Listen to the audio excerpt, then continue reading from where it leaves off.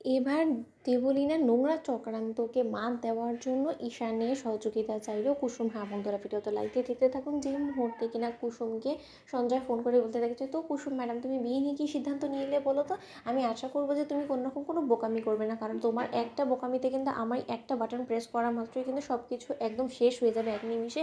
তোমার তো মান সম্মান সব কিছু ধূলিসাৎ হবে হবে। তার পাশাপাশি ইন্দ্রাণী গাঙ্গুলির বড় ছেলে, মানে তুমি বুঝতে পারছো আয়ুষ্মান গাঙ্গুলি প্রেস্টিজ নিয়ে এরকম করে ছেলেখেলা করার বিনিময়ে যে তোমাকে কতটা লাঞ্ছনা সহ্য করতে হবে সেটা নিশ্চয়ই তোমাকে আমাকে নতুন করে বলে দেওয়ার কোনো প্রয়োজন নেই। অন্যদিকে যখন কুসুম বলতে থাকে যে না তার আর কোনো প্রয়োজন পড়বে না, আমি এই বিয়েতে রাজি, অন্যদিকে সঞ্জয় বলতে থাকে যে that's great, that's like my good girl, আমি তো এটাই চেয়েছিলাম যে তুমি সুর করে আমার কথায় রাজি হয়ে যাও এবং আমি যেভাবে তোমাকে নাচানোর চেষ্টা করবো সেরকম করেই তুমি নাচতে বাধ্য হবে এবং তার জন্য তো আমি এত কিছু করেছি, তুমি শুধু শুধু আমার এই নোংরা চেহারাটা তোমার সামনে দেখানোর জন্য আমাকে বাধ্য করলে। এবার দেখলে তো শুধু শুধু আমাদের মাঝখানে একটা ঝামেলা হলো, সেই সব কিছু ভুলে যাও, এখন নতুন করে আমরা সব কিছু শুরু করি, ঠিক আছে তো?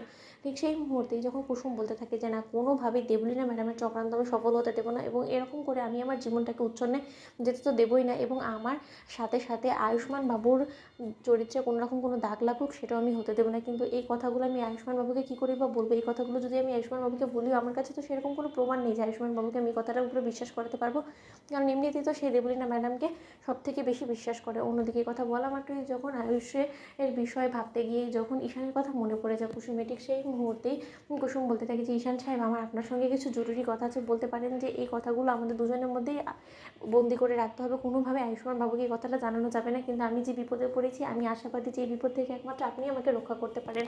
অন্যদিকে যখন ঈশান বলতে থাকে যে তোমার জীবনে আবার কে বিপদটি কেন বলো তো, তোমার জীবনে তো এখন মাত্র শুভ সময় শুরু হয়েছে, সে তার আগেই এতটা কিসের বিপর্যয় নেমে এলো তোমার জীবনে বলো তো। অন্যদিকে যখন ঈশান বলতে থাকে যে তা তোমার জীবনে বিপর্যয় নামিয়ে আনার মানুষটাকে বলো তো, ঠিক সেই সময় কুসুম বলতে থাকে যে সঞ্জয় এবং দেবলীনা ম্যাডাম।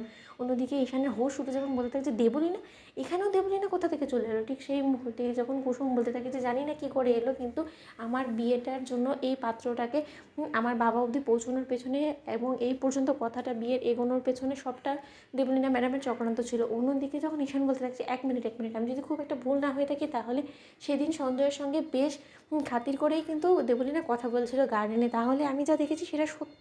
আমার অবশ্য তখন সন্দেহ হচ্ছিল, আমি তো ভেবেছিলাম যে ও হয়তো বা তোমার বিরুদ্ধে কান ভাঙানোর চেষ্টা করছে তোমার বিয়েটা ভেঙে দেওয়ার জন্য। এখন তো দেখতে পাচ্ছি যে না, ও রীতিমতো হুঁশিয়ার করে দিচ্ছিল সঞ্জয়কে যাতে কিনা কোনো রকম কোনো ভুল ত্রুটি না করে। তাই ঠিক সেই মুহূর্তে কুসুম বলতে থাকে যে আগে আমার সঙ্গে কী করেছে সেটা তো শুনে নিন। অন্যদিকে কুসুমের মুখ থেকে যখন সকল নোংরা চক্রান্তের কথা শুনতে পেয়ে যায় ঈশান, ঠিক সেই মুহূর্তে ঈশান বলতে থাকে যে এত বড় দুঃসাহস যে তোমার এবং ভাইদার চরিত্র ঘেঁটে দেওয়ার জন্য উঠে পড়ে লেগেছে এই দেবলীনা, এবার দেখো কী করি। তো বন্ধুরা লাইক এবং শেয়ার করো, সাবস্ক্রাইব করো।